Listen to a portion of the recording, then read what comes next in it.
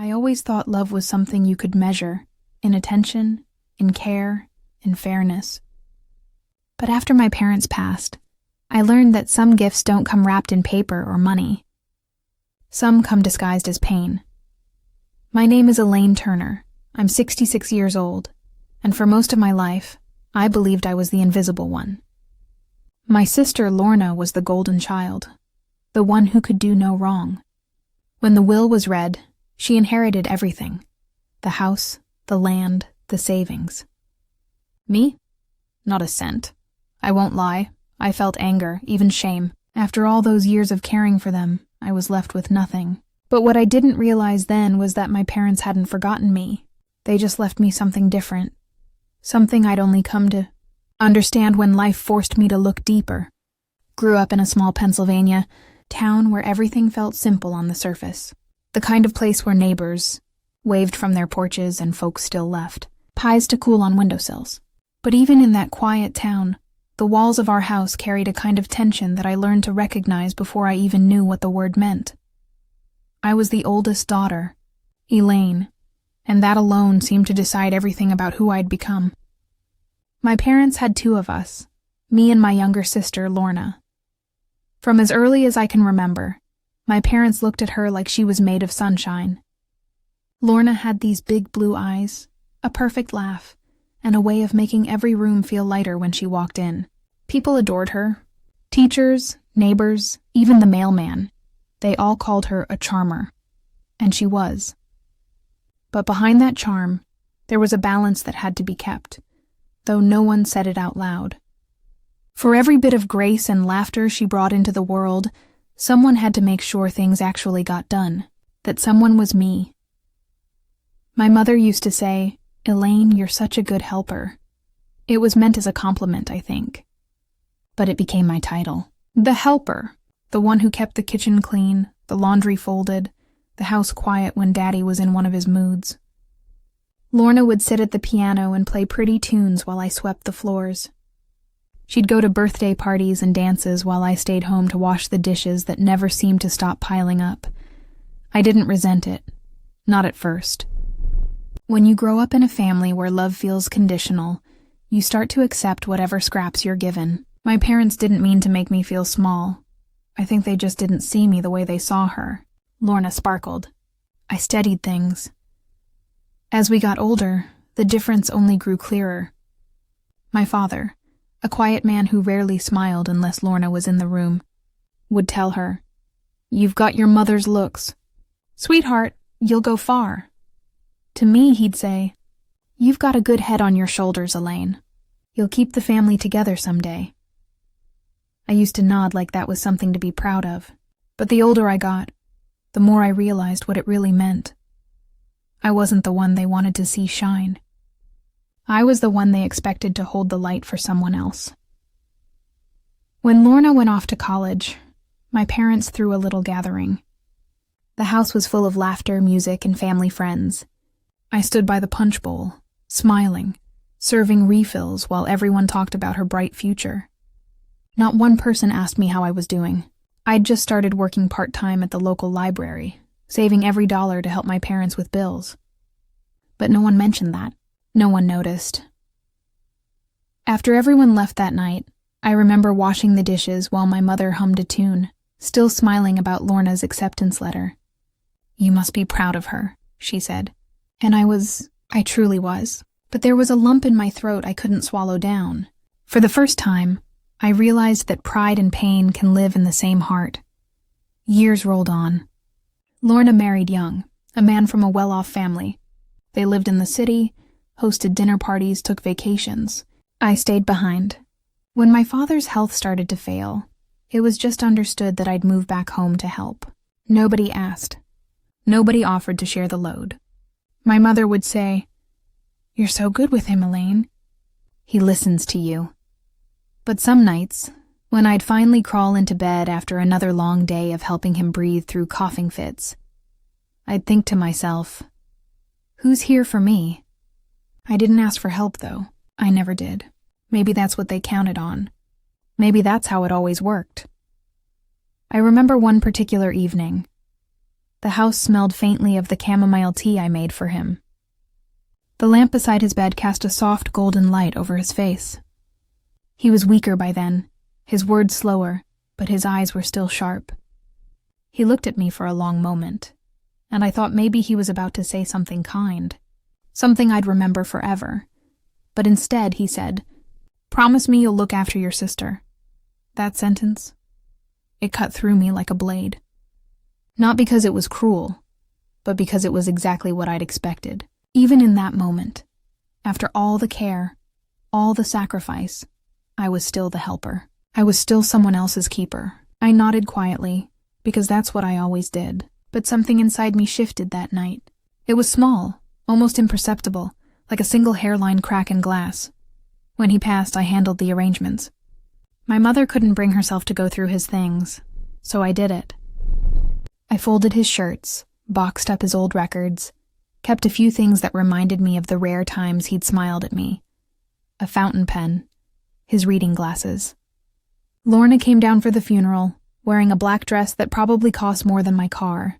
She hugged me and said, "You've been amazing through all this, Elaine. I don't know how you do it." I smiled politely, but what I wanted to say was, "You never had to." After the service, she left early. Said something about a work emergency. I watched her drive away, her car disappearing down the long road lined with dying autumn trees. And for the first time, I didn't feel sadness. I felt clarity. I realized then that some families don't need to shout to make you feel small.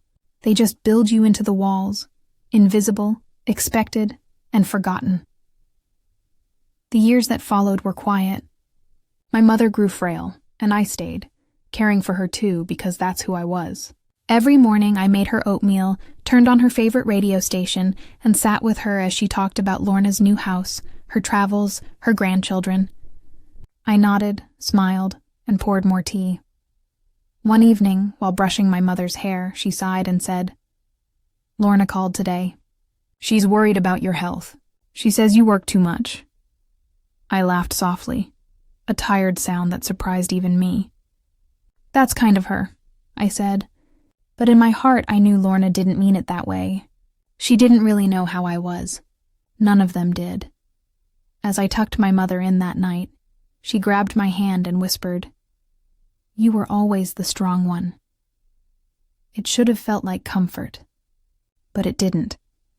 It felt like resignation, the kind that comes when people mistake your endurance for not needing love. When she passed, the house was quiet in a way I'd never known. Not peaceful quiet, empty quiet, the kind that sinks into your bones. I remember sitting at the kitchen table that night, staring at the old clock on the wall. Its steady ticking filled the silence, marking every second that I'd given away to everyone but myself. I thought of my father's words again, "Look after your sister." And it hit me that he hadn't just meant Lorna. He'd meant the family. The balance. The system. I was the one meant to hold it all together, even if it meant losing myself in the process. But there, in that dim kitchen light, something inside me began to unravel. It wasn't anger, at least not the loud kind. It was something quieter, older. It was the ache of someone finally realizing they'd been living a life written by someone else. I stood up, walked over to the mirror hanging by the back door, the same one I'd looked into every morning before school when my mother would remind me to fix your hair so I didn't look tired. The woman staring back at me was tired, but she was also ready. That was the first night I allowed myself to think differently, to wonder what it would feel like to be more than the helper, more than the one left behind. I didn't know it yet, but that small flicker of thought was the beginning of everything that would come later. The start of me stepping away from the weight of a family that had taken everything, without even realizing it. And though the years ahead would bring pain, confusion, and eventually a strange kind of peace, that night, sitting alone in that kitchen, was the moment my story really began to change. When my mother passed, the house didn't even feel like home anymore. It was too quiet. No soft humming from the kitchen, no radio murmuring from the next room. Just silence that settled into every corner like dust. I'd stayed there longer than I ever thought I would, caring for both of them until the end. And now, the end had finally come. It was strange, the way grief moves through you. It doesn't always come as tears. Sometimes it's just a heavy stillness that sits on your chest and doesn't leave. That's how I felt driving to the lawyer's office the morning of the will reading. I'd ironed my best dress, the same one I'd worn to both funerals. My hands gripped the steering wheel too tightly, not because I expected much, but because I didn't know what to expect at all. The lawyer's office was an old brick building downtown, the kind that smelled faintly of old paper and coffee. Lorna was already there when I walked in, sitting on a leather chair by the window. She looked polished, her blonde hair pulled back neatly, a designer bag at her feet, tapping her heel on the carpet. She stood up when she saw me, gave me a polite hug that felt like it belonged to strangers, not sisters. "Hi, Elaine," she said softly. Her perfume was expensive, something floral, faint but sharp. "Hi," I replied, my voice low. We sat down at the long wooden table, the lawyer on the other side, Mr. Chambers. I'd known him since I was a teenager. He used to come to our house for dinner when Dad was still managing the factory. He looked older now, grayer, slower, but still had that same cautious smile that lawyers wear when they know something you don't. "Your parents left clear instructions," he began, adjusting his glasses and shuffling through a thick folder. "They wanted to make sure their wishes were followed exactly." I folded my hands in my lap, bracing myself. He read through the usual formalities, names, dates, the description of their estate, and then he started listing the assets. The family house, fully paid off, the farmland they sold years ago, still generating rent from the tenants, the savings account, investments, and a set of business shares that, together, added up to a number that made my stomach twist. All of it, every last part, was to go to Lorna. He said her name so many times that I almost didn't hear him when he said mine. "And to their eldest daughter, Elaine Turner," he paused, his tone shifting slightly, "they leave their love and gratitude for her years of care and dedication." That was it. Those exact words. Love and gratitude. Two things that never paid a single bill. The air in that room felt heavier than I could stand. I kept my eyes on the grain of the wooden table, tracing the patterns with my thumb. Mr. Chambers cleared his throat and tried to move on. But Lorna's silence was louder than anything he could have said. She didn't look at me right away. When she finally did, her expression was polite, almost rehearsed. "They must have had their reasons," she said, voice tight, as if she were trying to sound sympathetic. But her eyes told a different story, one that said relief. Maybe even victory. I just nodded. There wasn't anything else to say. Afterward, we walked out of the office together. The sky outside was pale gray, the kind that promised rain but never delivered it. I stopped on the sidewalk, clutching the folder Mr. Chambers had given me, mostly legal papers and a formal copy of the will. Lorna stood a few feet away, scrolling through her phone. She looked at me briefly and said, "I'll call you soon, okay?" I smiled faintly. "Sure." She didn't. Driving home, I kept waiting for the anger to come. But it didn't, not right away. What I felt was more like disbelief, that after everything, after years of caring for them, sacrificing time, sleep, my own life, this was what it all came down to. A piece of paper that proved what I'd known deep down for years. I was never really part of the picture. When I got home, the house greeted me with silence again. I placed the folder on the kitchen table and sat down across from it, like it was something alive I had to face. The afternoon light filtered through the curtains, cutting thin gold lines across the table. I just sat there for a long time staring at that paper, reading the same sentence over and over. To their eldest daughter, Elaine Turner, they leave their love and gratitude. Those words blurred after a while. My chest felt tight, like someone was pressing down on it from the inside. I thought about all the nights I'd sat by my father's bed, listening to him breathe through the oxygen mask. The hours I spent feeding my mother when her hands trembled too much to hold a spoon. The birthdays I spent alone, the holidays that were too busy for anyone to visit. All of it. And yet in the end, love and gratitude were all I was worth. It wasn't the money, not really. It was what it meant. The choice. The clear, deliberate decision that said, Lorna deserves more. It was like being erased in real time by the people who had already taken most of my life without even realizing it. I got up and made tea, chamomile, like my mother used to drink. The smell filled the kitchen, familiar and cruel at the same time. I sat back down, cup in hand, and whispered out loud. They must have had their reasons. The sound of my own voice startled me. It sounded small, brittle. I tried to think of what those reasons could be. Maybe they thought I didn't need money, that I was fine. Maybe they believed Lorna couldn't handle life without help. Maybe they were trying to be fair in some backwards way only they understood. Or maybe, just maybe, they never thought about me at all. The hours slipped by, and the light outside faded from gold to gray to black. I didn't turn on the lights. I just sat there, listening to the hum of the refrigerator and the faint ticking of the old clock above the stove. That's when it hit me. Not in anger, but in quiet clarity. All my life, I'd been waiting for them to see me. Waiting for them to say, Elaine, you mattered too. But that night, I finally understood. They weren't going to. They never would. That realization was like stepping out into cold air after being in a stuffy room for too long. It hurt at first, but it also made me feel strangely alive. I pushed the will aside and pulled a blank piece of paper toward me. I didn't know why, but I started writing. Not a letter to anyone, just thoughts. Words that had been sitting inside me for decades, too polite to say out loud. I was here, I wrote. I was good. I was enough. I didn't know it then, but that single act, writing those words, was the beginning of something I'd been too afraid to imagine before. Not revenge. Not anger. Just freedom. I folded the paper and tucked it into the drawer where I kept the few keepsakes I still cared about. A photo of me and Lorna when we were little, holding ice cream cones in front of the old house. I looked at that picture for a long time.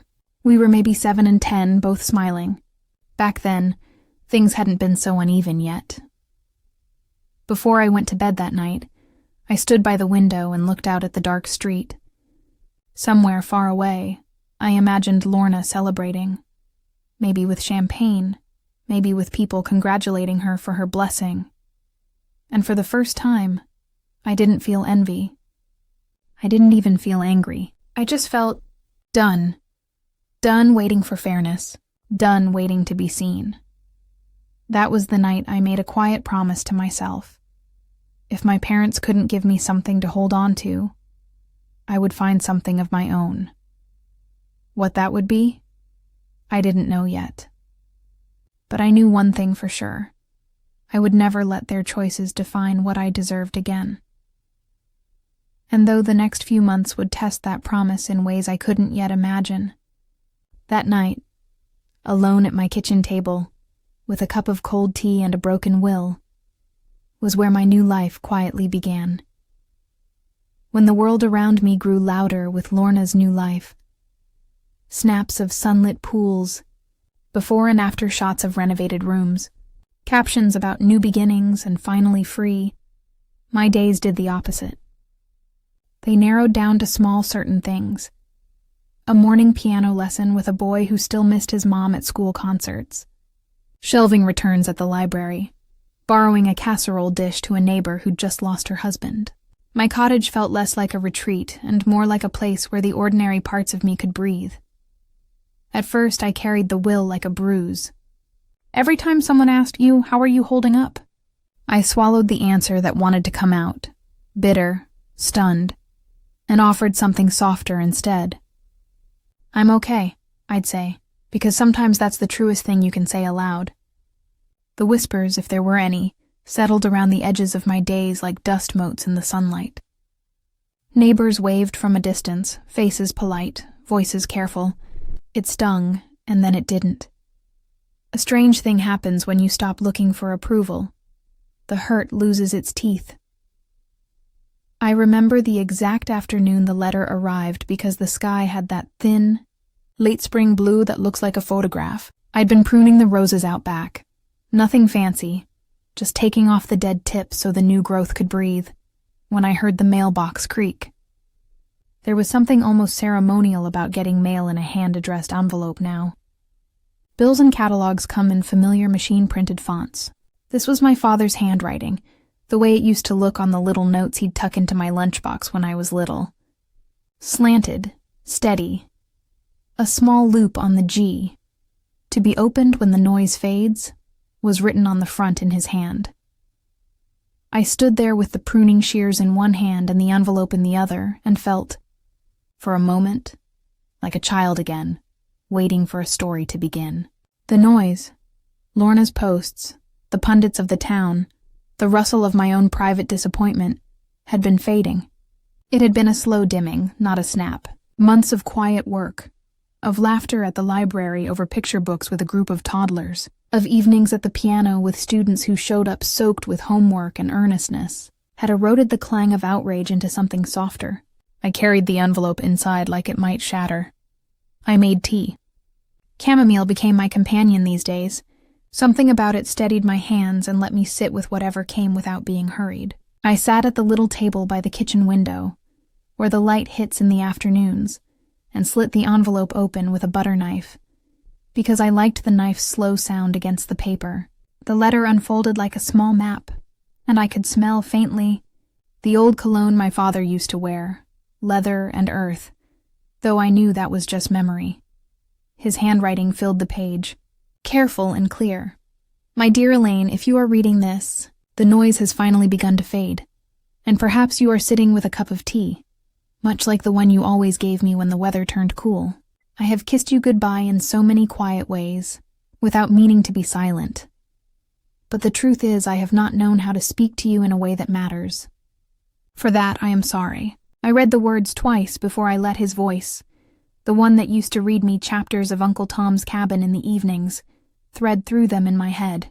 The apology there was small and huge all at once. Small because it fit on a single page. Huge because it was the first time his hand had tried to cross that gap. He wrote about the factory, about ledger accounts and decisions that had seemed sensible then. We thought we were protecting the girls, he said. My father's way of framing things. Protective, as if favoritism could be turned into a shield. He admitted he'd been tired and proud, and sometimes afraid of losing the one he thought needed things most. Somewhere in those sentences, you can feel it, was the back and forth of a man trying to justify his own imperfections. He didn't excuse the will. He didn't try to make the legal paper less real. Instead, he told me a story. There are stories fathers tell that aren't meant for other people. They're the kinds that wake up in the dark and get scribbled down on the backs of envelopes. He told me about a summer when Lorna was 5 and I was 2, when the heat hung so thick that we slept with the windows wide and the fan clicking. He said he watched me, small and serious, building a fort out of old newspapers, and something in him shifted. He spoke of my hands, small then, patient now, and how when troubles came later he found in me a steadiness he couldn't name. He said, plainly, "You have always been what kept me breathing." I felt a warmth.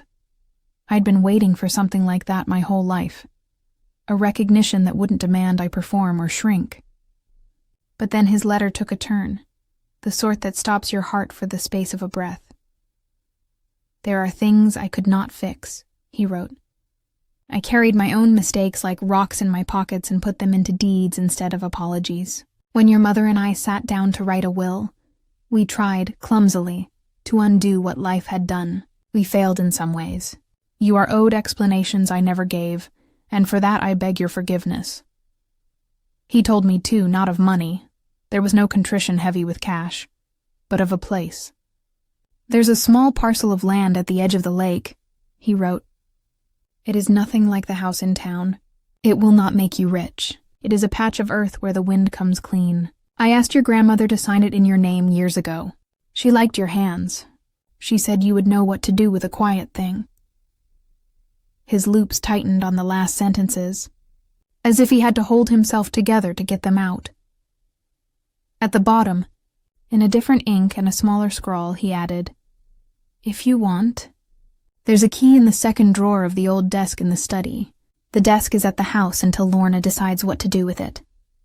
I hope you will use the land as you please. If you choose to sell it, buy more teacups. If you choose to sit there, sit for me, and think of the gardens we never got to tend. Whatever you do, be kind to yourself." I read the letter so many times the paper softened at the folds. The shock in my chest was not the same as the paper-cut pain of the will. This was a different kind of breaking. One made of recognition, of things finally aligning just slightly so I could see between the spaces. My father had left me, not a fortune, but a place. A small parcel of earth, a key somewhere, an invitation to choose my life deliberately. That felt, in its own way, like more than I had dared ask for. I set the letter down and let the quiet of the kitchen wrap around me. Outside, a dog barked 2 houses down. A sparrow hopped along the windowsill, like the world was going on very much the same as it always had. I thought of my grandmother, her hands coarse from work, but gentle in the way she folded linens. I pictured her signing something, whispering some instruction into my father's ear, trusting the future to me in a way she couldn't trust to the showier hands of the other daughter. For reasons I didn't fully understand, that image wrapped itself around my ribcage and made me breathe deep. I thought of the lake, the one we used to drive past as children, the place our family only ever visited when there was a wedding or a funeral. I had never imagined it could be for me. And yet there it was in my father's lines, a quiet, stubborn gift, something small and living to keep or to give life to. There are moments you remember for reasons that don't make sense. Cutting an envelope with a butter knife, the way sunlight falls across the table, the scent of chamomile. But more than those small facts, what stayed with me that afternoon was a feeling, the tilt of a door opening a hair, the sense that something that had been locked might not be locked forever. I didn't call Lorna. I didn't storm the old house or demand keys. The letter had a kind of tenderness in it, a request, not an order. My father had given me an option and the dignity to decide. That felt like a quieter repair than any grand gesture could have been. I folded the letter back into its envelope and tucked it into my apron pocket. I sat at the piano after tea, fingers finding the old scales I taught my students. Music has a way of making sense of things the world won't speak. I played slow, the notes settling into the rooms of the cottage like small flags marking territory reclaimed. Here is my life. Here is my choice.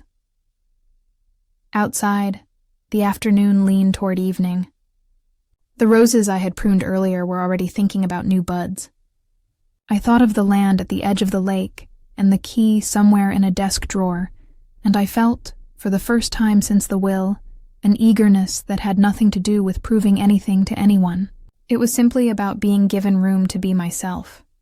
The noise, the posts, the polite distance, the old hurt, was still there at the margins. But when I stood up from the piano and walked to the window, I noticed the way the light bent over the hills. It made the cottage look like a painting. I pressed my palm to the cool glass and promised myself only this. I would let the noise fade, and then I would open the doors that had been closed to me. When I was ready, not in anger, not in triumph, just ready, I picked up the envelope again, smoothing the creased edges, and placed it into the drawer where I kept the small things I didn't want to lose. A photograph of Lorna and me at 7 and 10, an old recital program, a pressed violet from my grandmother's apron pocket. I closed the drawer gently, as if not to startle what had been entrusted to me. There are chapters of life that rearrange themselves quietly. This was one of them. The letter was not an ending to the story of the will. It was a hinge. I could feel the next page waiting to be turned. When I first held my father's letter in my hands, I read it the way one reads a map, looking for landmarks, for roads that might lead me somewhere I recognized. The part about the land had felt almost like a rumor at first. A parcel at the edge of a river. Nothing like the house in town, he'd written. A patch of earth where the wind comes clean. I carried that little sentence around like a secret, like the sound of a key I hadn't yet found. It took me a week to find the key.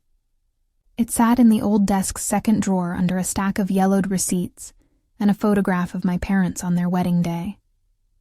My mother in a dress with tiny cap sleeves, my father relatively hairier, grinning like someone who'd just heard the world's best joke. The key was smaller than I expected, the kind you imagine opens a gate rather than a vault. It had a simple round head and a single honest tooth. When I turned it in my hand, something in me aligned, like a clock that had been waiting to hear a neighbor's chime. Driving there, the town thinned behind me until the roads became the sort of country lanes you only notice when you have time to look. Hedgerows leaning into one another, telephone poles knitting the horizon, the occasional farm with weathered barns and tractors parked like relics. The directions my father had scribbled in the margin of his letter were imperfect. Follow the creek until the road bends like your grandmother's laughter. And that made me smile the first time I read it. I followed the creek anyway, thinking of my grandmother's laugh, which used to start small and then fill a room until you couldn't tell whether you were laughing too. The land revealed itself slowly, as land does when you stop looking for spectacle and instead allow the ordinary to become meaningful. At first there was a gate, half swallowed in honeysuckle and rust, with flaking paint that probably once had a name on it. Behind the gate, the field rose and folded into trees, oaks and maples and a stand of pines that smelled like the inside of a warm sweater. The river was there, farther down, visible in flashes where the trees parted, moving in a way that made the light look like silver coins. It was not manicured. It was not a backyard set for photographs. It was, in the most honest sense, a place that had been left alone long enough to remember who planted it. I walked in without thinking. My shoes made soft thuds in the grass, and the ground felt springy, forgiving as if the earth itself understood the careful way I carried my shoulders now. As I walked, the things that had weight in town, opinions, gossip, the hum of Lorna's life on my phone, fell away like beads of water off a jacket. The air smelled of damp leaves and a faint sweetness from wildflowers I couldn't name. Somewhere a woodpecker made a tiny percussive comment to the world, and a breeze answered by running its fingers through the treetops. It hit me first as memory. A line of small trees, older now but with trunks thick enough to suggest they had been there when I was small, when our parents would bring us to this place for picnics and quiet afternoons. I could see myself then, bare, knees, a skirt with a faded ribbon, hair in 2 braids, clambering on roots, making forts of fallen branches. My grandfather had planted these trees. My father's father, who had hands like leather and would tell stories about storms like they were something to greet at the threshold. I had loved that man without the complicated ledger that later filled our home. His kindness had been a compass. There was a small clearing near the river where the grass bent like a carpet. In the center of that clearing stood a stone that had been smoothed by time. Maybe a boundary marker once, or a place where someone had placed a picnic blanket so many summers ago that the imprint of laughter still seemed to hover above it. I remember standing there and feeling the quiet as something that was not empty, but full of lives that had passed through it, full of hands that had tended it, full of small moments that accumulate into a life. I sat on that stone longer than I meant to. I thought of all the obligations that had been quietly piled on me over the years, appointments, unpaid favors, the soft tyranny of being reliable. I thought about the will and the way documents can change how you see a person overnight. One sheet of paper does not erase a lifetime, and yet it slices through the present with a clarity that makes you notice the seams. Here, with the river murmuring and the pines shading the path, the seams felt less sharp. My father's handwriting had told the truth in the way people speak when they finally let the words out, haltingly, humbly, as if apologizing to the world more than to me. When I stood to walk the land, my feet found the narrow trail that led down toward the water. The river moved around a bend, and there, along its bank, were the remnants of something like a fence, posts leaning, wire slack. It suggested a boundary once respected, a line drawn and then forgotten. A small dock, or what remained of one, sloped into the water as if whoever had built it had decided to let it sleep. I imagined children running across that dock, the same way I had once imagined myself able to cross any boundary that came between me and what I needed. Now the dock sagged a little, but it still invited you to sit and dangle your feet in the current. I did. The water was cool against my skin, and the sensation, simple and unadorned, made a small, surprised sound come out of me, a laugh that didn't know whether to be relief or sorrow first. There were other signs. An old swing tied to a branch with a rope that had been replaced at least once. The faint trace of a garden bed where somebody had grown vegetables many years ago. A patch of bluebells planted maybe by someone who liked the color and the way they devoted themselves to being blue until the season turned. These were the kinds of details that gather meaning over a life. Not rich in themselves, but rich with the people who had loved them into existence. I took out my father's letter again. There, in the clear of my hand, the ink did not look like an afterthought. He had been deliberate. "You always held us together," he'd written. "Now hold something that's yours alone." There it was, a request and a benediction, the same way a prayer can be both a hope and a handing over. The words made the air seem denser in a kind of good way, like warm bread just out of the oven. I laid the paper on my knee, as if to make sure it existed in reality and in memory at once. I wondered then why he had waited. Why he had not shouted this from the rooftops when there was still time to be clumsy and loud and fix things the way only people who are sorry at the end know how to do. But perhaps that is the way with some gifts. They come late, because the giver needed to understand them first. Or maybe he had feared that anything he tried to offer would feel like a replacement for the things he'd failed to give in the first place. I didn't know, and the unknown sat beside me like a companion rather than an enemy. A few steps away, where the land dipped, I found my grandfather's old bench. It had the name Henry carved into the back, the same Henry whose logo now lived in the fold of my memory like a faded stamp. The bench was not new. Its wood had the gray of long weather, and its joints creaked a little when I sat. It felt right, like something returned. I sat and let the river's conversation wash over whatever old edges remained. Something in me eased as I looked out. My life, the one I had chosen after the quiet leaving and the small cottage with its piano, had been built with very small stones and a lot of care. It had not made headlines. It had not been flaunted, but it had been built true. The land, I understood, was not a consolation prize. It was not a counterbalance to Lorna's inheritance. It was a different kind of currency altogether. Time and place, and the possibility of belonging to something that would outlast the ledger entries and the momentary applause. It was a place to plant, to sit, to listen. It was permission. When I walked back toward the gate, the late light had a way of making the leaves glow as if lit from within. I felt something light and steady in my chest, the kind that doesn't need to announce itself. I had been given a thing that matched the rhythm I'd come to love. Quiet, patient, rooted.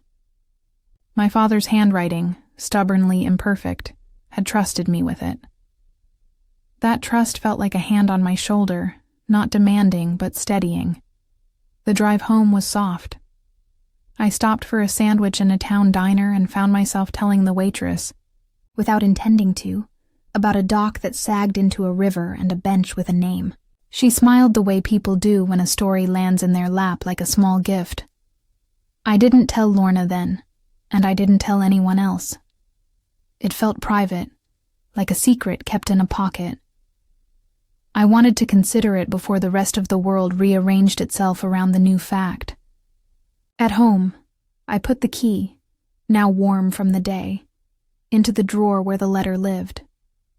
I made tea, and I sat by the window and watched the first stars find their places, My hands smelled faintly of river and pine, a scent I could have bottled, to remind myself of what belonging without condition felt like. There is a peculiar freedom in receiving a gift that cannot be tallied in dollars. It allows you to choose the terms of gratitude.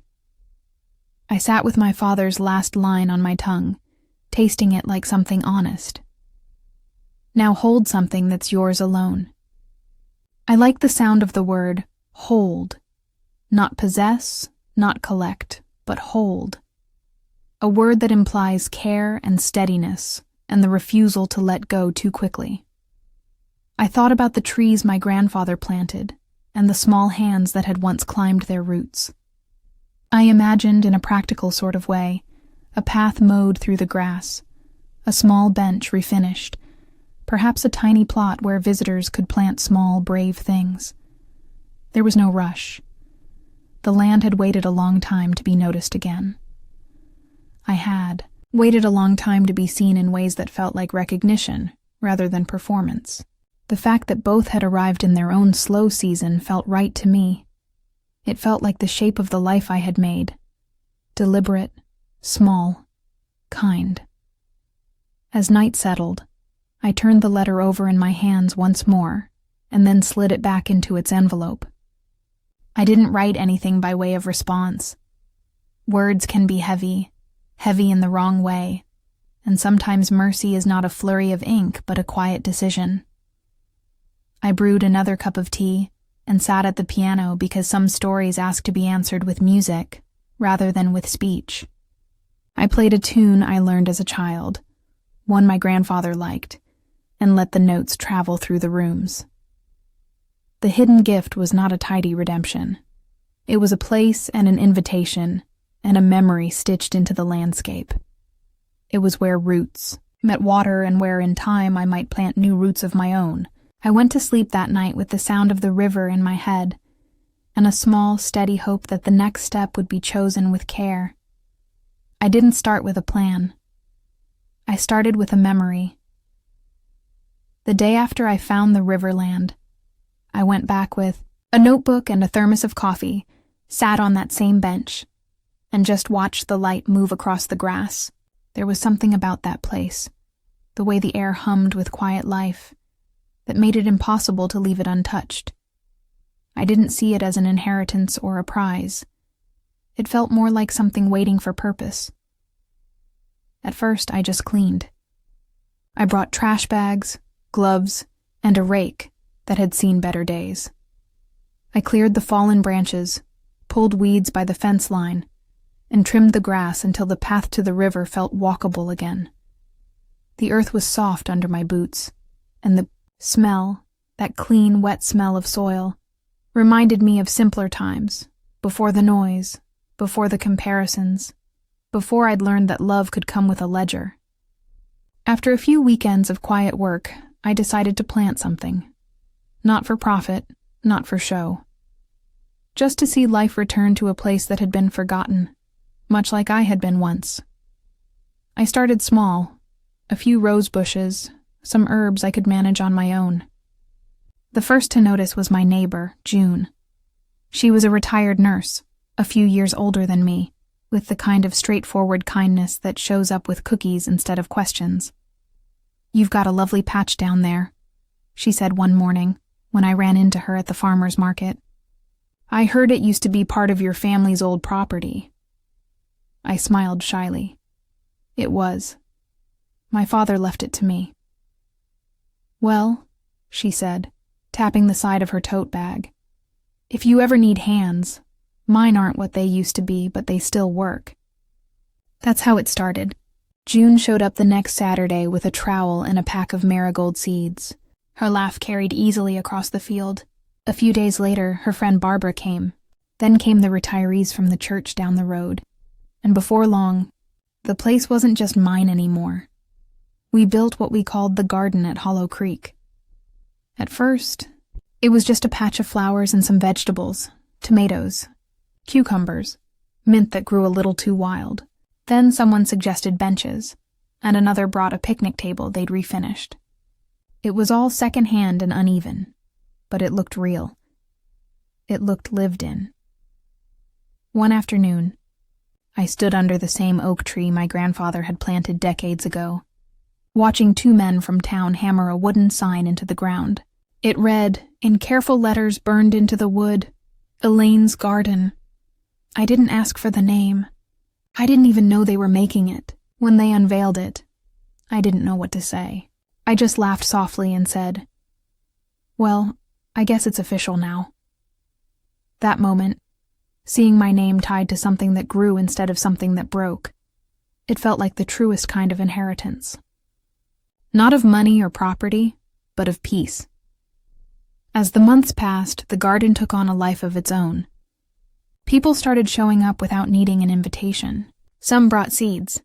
Some brought stories. Some brought silence. The kind of silence that meant they needed somewhere to rest for a while. I'd sit on my bench most afternoons, listening to the chatter of neighbors, the sound of water, the clinking of tools. Sometimes I'd play my small Bluetooth speaker softly, old jazz, a little bit of folk, and we'd just let the day move around us. There was laughter, yes, but there were also tears. I remember one afternoon when Barbara sat beside me, holding a handful of wildflowers. She said her husband had loved this kind of place. He always said, she whispered, you can't fix everything, but you can tend to something. I think that's when I understood what my father had meant when he wrote, hold something that's yours alone. It wasn't about ownership. It was about stewardship, care. The story of the garden spread faster than I expected. First, a local teenager asked if he could make a short video about it for his school project. Then a woman from the local paper came, notebook in hand, asking if she could interview me. I remember her question clearly. Why did you start it? I said, because I was tired of holding grudges. I wanted to hold life instead. When the article came out a week later, the headline read, The Woman Who Turned Loss into Bloom, and under it, a subhead, Elaine's Garden, a place where healing grows. People started showing up from nearby towns, some to see, some to help, some to find something they'd lost in their own lives.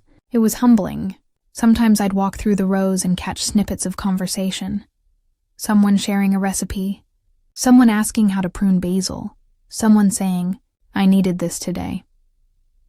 It was strange how something so small, a forgotten patch of land and a handful of seeds, had become a place people looked to when they needed hope. And yet, even as this quiet joy unfolded, life has its way of looping back. One evening, as I was cleaning up after a long day in the garden, my phone buzzed. I almost didn't look, but something, maybe the name that flashed on the screen, made me pause. It was Lorna. I hadn't heard from her in years. Not a word. I let it ring once, twice, then I answered. Her voice sounded smaller than I remembered. Elaine, she said softly. It's been a while. Yes, I said. It has. There was a pause long enough for the crickets outside to fill the silence between us. I didn't want to call you like this, she said, voice trembling. But I didn't know who else to talk to. I leaned against the counter, heart steady. What's going on?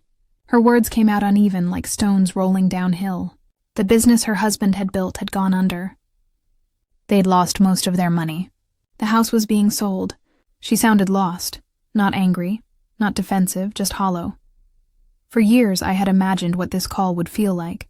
I thought I'd feel vindicated, triumphant, something sharp and cold like justice. But instead, I just felt sad. Not for her choices, but for the distance between the girls we once were and the women we'd become. I don't want anything, she said quickly. I thought maybe you'd understand.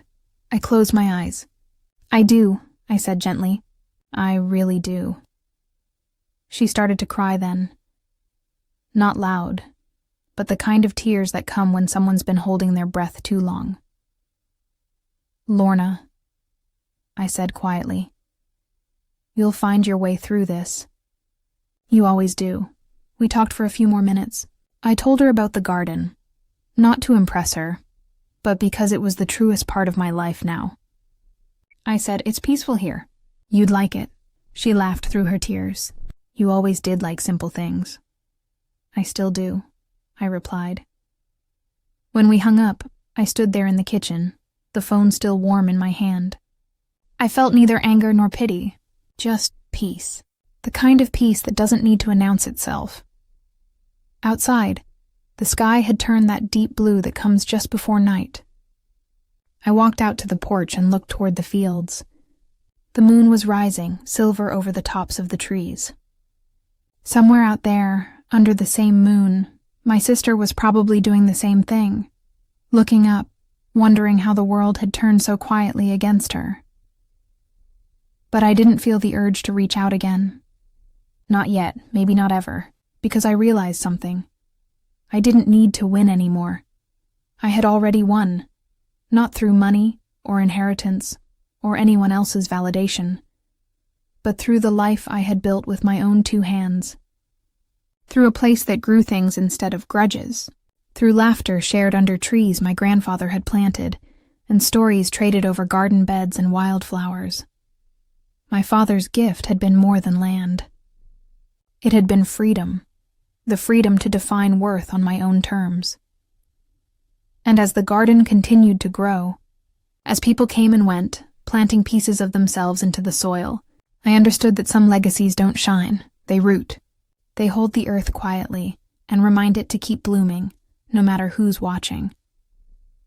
That night, before bed, I wrote a note and pinned it to the small corkboard near my kitchen door.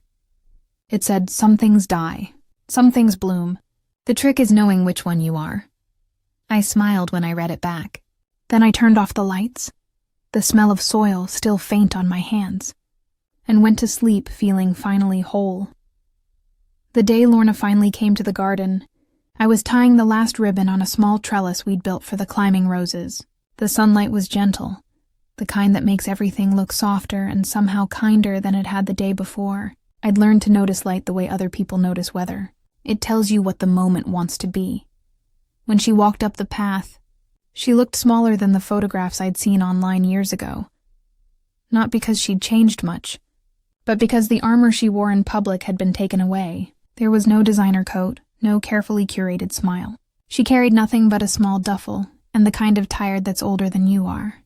For a moment, old images flickered through my head.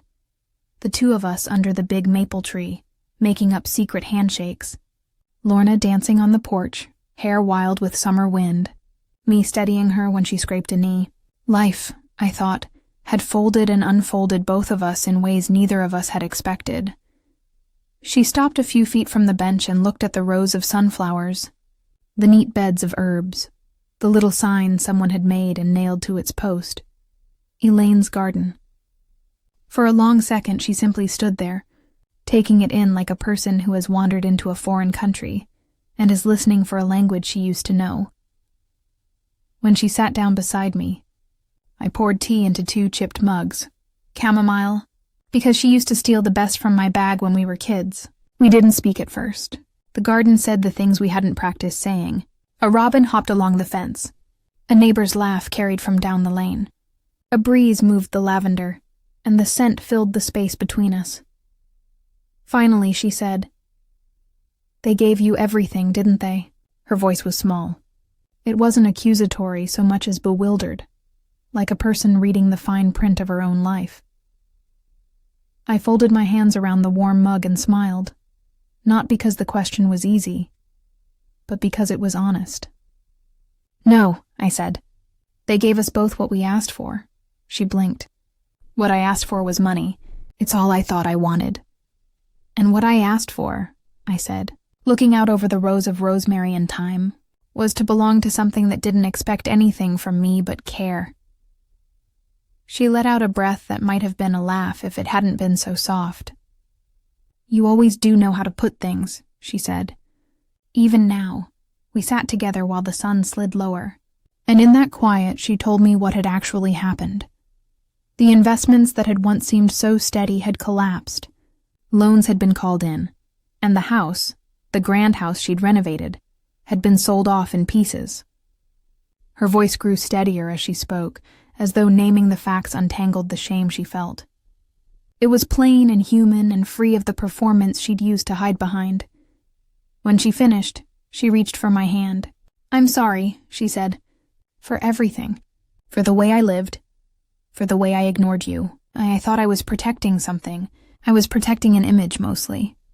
"You were protecting yourself," I told her. And for a long time that looked like protection. I felt no triumph. There was no sudden rush of victory. Instead, there was the long-understood truth that people change when the things they thought would hold them steady fall apart. She looked down at our joined hands like she was examining a puzzle she'd never known how to solve. "Why didn't you tell me about this sooner?" she asked. "About the land, I mean. About the letter." I thought of the envelope with my father's handwriting, and the way his words had landed in my chest like a small, steady weight. Hold something that's yours alone. He meant it as a gift and a responsibility both. I'd waited to open the letter until the noise of the will had faded, because I didn't want the land to be proof for anyone else. It was private and patient, and meant to be a place to grow into, not a bargaining chip in a family ledger. I didn't want it to be used as a weapon, I said. I wanted it to be a place where things could grow, without being measured. Lorna nodded slowly. "I can see that now," she said. "I thought if I had money everything would be fixed. It didn't fix what was inside me." There's a moment in conversations like this when the years between two people compress, and you're not sure whether the space will hold or fold. In that moment, the garden felt like a kind of mediator, alive and patient and free of obligation. People came here because it didn't demand anything back. You could sit, or bury your face in basil, or weep into the shade of a willow, and the place would still be there the next morning, unchanged in its generosity. We talked about small things, the way the peaches had been that summer, the cat that liked to sleep on the tool shed roof, the ridiculous bronze statue someone donated that a raccoon kept rearranging. We did not try to fix the past with speeches or apologies. There are wounds that need time more than words, and if words are to be used, they should be honest and unadorned. When the sun sank into a pool of amber behind the trees, Lorna said, "I'm not asking you to forgive me for a medal. I know I don't deserve any easy absolution." I wanted to be honest. It felt cowardly to keep pretending. "I know," I said, "and honesty is a beginning, not a finish line." She looked at me with a kind of fragile hope. Could I help here? Not because I owe you, but because I want to be part of something that's real.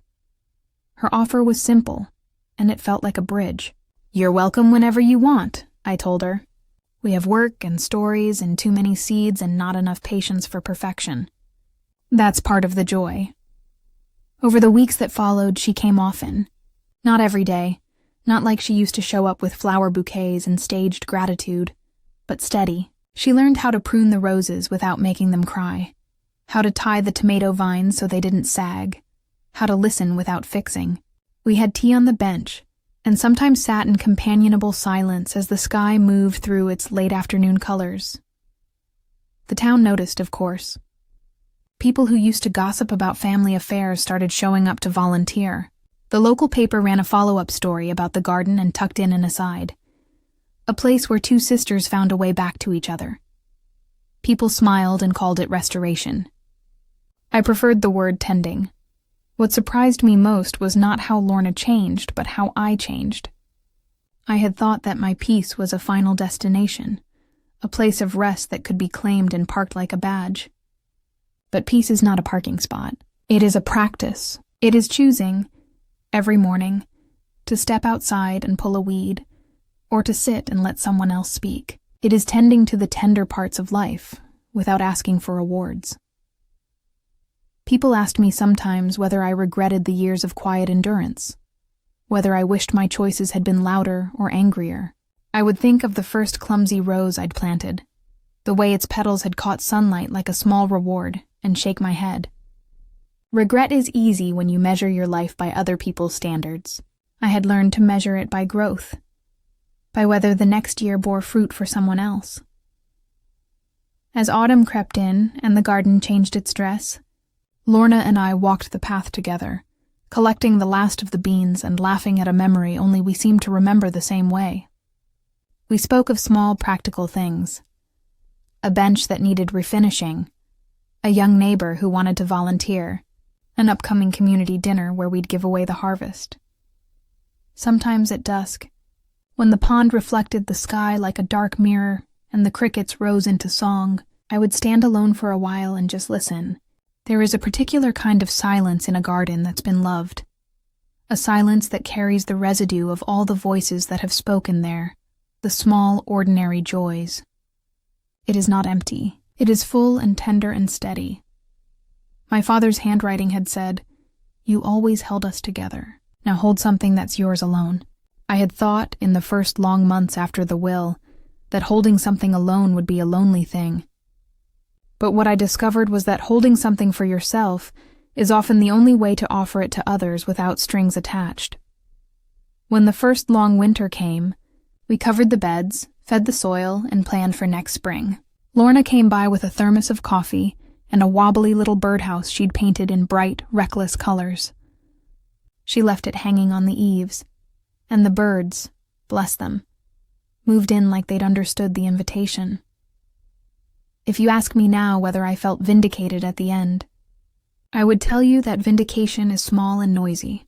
I felt something quieter, completion, the sense that a chapter had closed honestly and that another, softer chapter had begun. The garden had become, in its small way, an inheritance of a different order, one that taught patience, resilience, and the sweetness of shared work. So if you've stayed with me to the end of my story, here's what I would say. You don't always get justice the way the world pictures it. Sometimes justice is the chance to reclaim your life by building something that matters.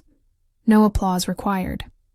If you like this story, please consider liking, sharing, or subscribing for more gentle tales of quiet justice and second chances. It helps us keep telling these voices, and it might bring someone else a little peace tonight. Thank you for listening.